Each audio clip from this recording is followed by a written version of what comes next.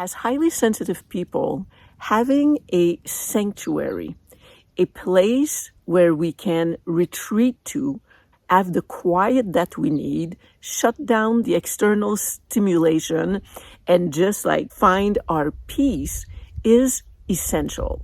And because we get overstimulated more easily because we perceive so much of the subtle stimuli around us, we need that downtime more than other people. And when we go a little too far and deplete ourselves too much, then it takes us a whole lot more time because we have to really reboot from pretty far off.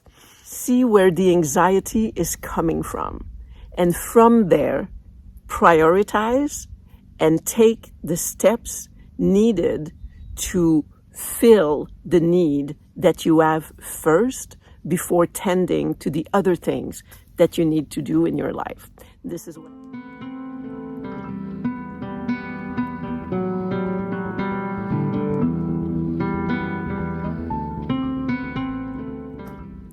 Hello, beautiful. How are you doing today? If you're a highly sensitive person, have you ever given any thought as to how you deal with change? If you have any anxiety associated with change, it's kind of an interesting thing because the more I'm learning and discovering and observing myself as an HSP, I am witnessing how my brain and my nervous system function. And it's an interesting show, actually. I personally never thought that change affected me. Actually, I crave change. I get bored easily when the days resemble one another and there's a week or 2 weeks that kind of seem to be the same, or that I'm even living in a place for too long.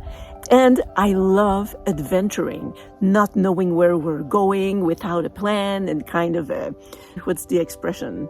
On a nowhere. So lately, because I'm again on the verge of moving, I've been seeing how much anxiety it's bringing to me. And I've been kind of analyzing it.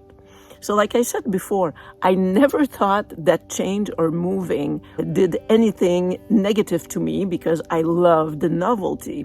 Until during my 9-year marriage, we moved like 15 times following his work, often living in hotel rooms. And in the past year since divorcing, I've now moved 6 times from Airbnb to Airbnb until I can find a way to have a more stable home.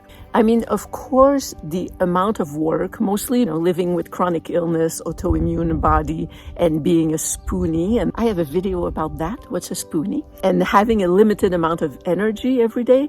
And there's a stress associated with that, of course. And then the overactive thinking of, wow, while I'm dedicating my time to moving from one place to the other and settling in, I'm not doing my work. I'm not moving forward with my videos, my book. I need to finish it. This is putting me behind in my timeline and all these things. So there's all this happening in the background. But I've been observing more carefully, where is the stress actually coming from? And I really think it has to do with being an HSP. I've talked about this before.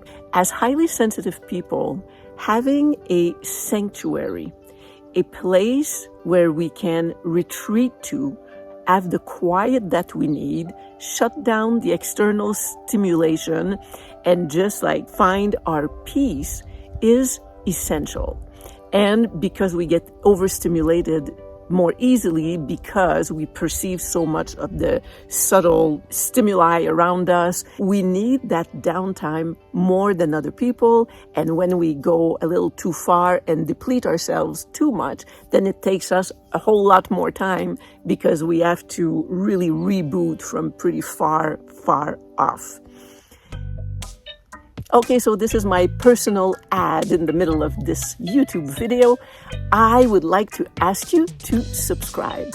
As I am learning about HSP, it is something that is so important in my life, that is enhancing and allowing me to understand myself and live differently to such a high degree that sharing what I'm discovering with you has become very important. It's like a sense of purpose that's making me do this. But without your support of subscription, of sharing my videos and helping me build this, well, I would still do it. But it's not as fun as if I feel your support and if my subscriptions go up and that I know that I'm reaching more people. So please subscribe, write a comment, like a video, share one with your friend. It would be super appreciated and it will keep me going. Thanks. So what I have come to realize is that the anxiety comes from the period in between the two places of not having a sanctuary. If I were moving in the ideal place and could say, yeah, this is my space where I'm going to set up my yoga mat, where I'm going to be able to meditate and have my quiet. This is the place where I'm going to sit outside to commune and be with nature so that it fuels me. If I were moving to a place where all that was preset, I think I would have a lot less anxiety. But again, it's that in between. It's like my mind goes on overdrive of fearing those days where I will not know where I can find that sanctuary. And other people that are probably not HSPs, they can just sit quietly somewhere, close their eyes, and it's like, this is my sanctuary. But for me anyway, and I think probably for a lot of you, it doesn't just happen like this. First of all, it takes a lot longer for our mind to shut down, to slow down, not shut down. And also, the stimulation of our environment, it's like we perceive the energy of everything that's around us. So if we're in the middle of a busy place or chaos in a room and we say, oh yeah, I'm just going to find my center here and close my eyes, I know that for me, I can't do it. I'd love for you to comment, like a quick comment below, just telling me, do you relate to this? Like you can't just find your zen by just closing your eyes no matter what's happening behind you. The stimulation of everything that is around just like goes through my non-existent barriers and they just reach me, even if I try to. I'm sure that with a lot more practice I could achieve it, but it's not where I'm at. And going back to the idea that I love adventures and that I get bored if I don't have any in my life, if things are too much of the same. In the book, I didn't bring it, sorry, but I'll put the link in the video description below.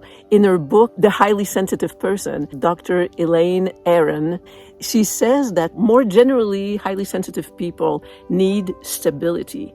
But some of us actually have both needs. So we need stability, but we also crave adventure, and it's a really tricky juggling act to handle. So what I figured out about my need for adventure and how to actually do those adventures is that I'm good to go on a nowhere with everything unknown. I actually love the unknown, but I have to know that somewhere I have my sanctuary waiting for me. Even when a year and a half ago or 2 years ago, my ex-husband and I, we sold and gave away everything we own and we figured we would go and live on the road. Everything had been put in storage in an incredible hurry because of some backstory.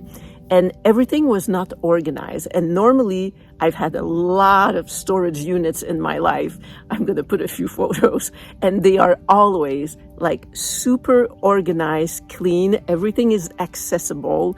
Everything is labeled. And when I leave my things in that kind of state, or if I have a home, which is optimal, where I know that I have a sanctuary that is there, that has my energy, where even with my mind that I can go back to, I'm okay with the adventure. But I learned in that story that if I don't have that, neither a home nor my things in a place that is organized, harmonious, and in flow, I fall apart.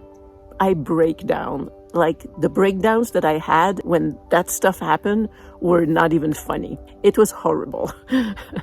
So as I am today observing more what I need and how that anxiety relating to change functioned. Even when we were moving for his work, wherever we moved to, whether it was a hotel room or something else that was temporary, I would go in and create a nest. And I would organize everything, our kitchen things and the little office area, rearrange furniture in hotel rooms. And that would always be the first day or 2 days of going into a hotel room. When I travel on the road, the back seat of the car, all the way in the back doesn't matter, but the back seat of the car has to be organized and kept in a certain organized way.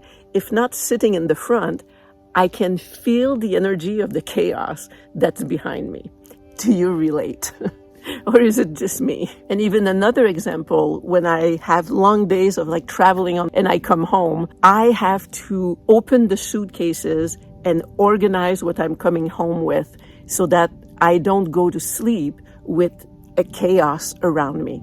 At least it's opening the suitcases, making neat piles, putting the suitcases away, and I know that I don't wake up with this everything being helter-skelter. You know, I think some people will and do judge us, saying that we're just particular or difficult or just mind over matter and you can let things go. But I'm actually coming to terms with and coming to peace with the fact that these things are like a matter of survival.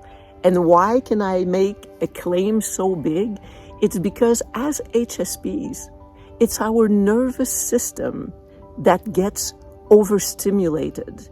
And the nervous system in the human body is like a critical piece of an engine. And if we push too far and get that nervous system overheated and overrun, we are going to collapse. And the time to recuperate, again, like I mentioned earlier, becomes quite long because there is so much to rebuild.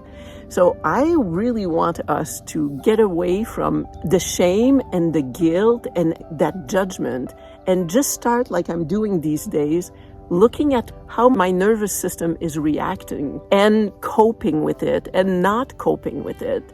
And not accept, like a couple of people around me, it's like, oh, I need to stop thinking. And it's like, I can't. This is how I'm designed. And I'm going to accept myself and not beat myself up and not absorb the judgment of other people. And I encourage you to do the same. Start observing yourself and see how your engine rolls, how it purrs and how it sputters, and just appreciate and learn to know your inner workings and be okay with them. There's always room for improvement. We can learn new modalities. We can meditate more and practice self-care. Absolutely. But there is a baseline of overstimulation, of sensitivity to change, and need for harmony and flow and even beauty in our environment that is just who we are. And as we witness ourselves and learn to know ourselves, it allows us to learn where our priorities lay. For us, priority of order and sanctuary are at the top. So right now, as I'm moving, even if I'm bombarded with ideas of other things that I should be doing, I know that I have to prioritize creating that sanctuary for myself at the house where I'm moving. So the takeaway from this is know thyself, love thyself, accept thyself, and take care of thyself and prioritize what thyself needs. So we're highly sensitive people. We are who we are. And the more we learn about it, the more we observe, the more we can function and thrive and discover how our particularities are gifts that we can bring to the world. I read something somewhere. With self-care, our high sensitivity becomes a superpower. I think this is brilliant. With self-care, our high sensitivity becomes a superpower. And we cannot have self-care without witnessing, observing, and knowing ourselves and accepting ourselves and not judging and just saying, again, this is who I am. So, if you're facing changes in your life, just take the time to see where the anxiety is coming from. And from there, prioritize and take the steps needed to fill the need that you have first before tending to the other things that you need to do in your life. This is what I'm doing. I'm moving, and I am going to make it with a limited amount of anxiety, or anxiety that I will accept. I wish you a great day and grace through change, and I will see you soon. I love you. Bye.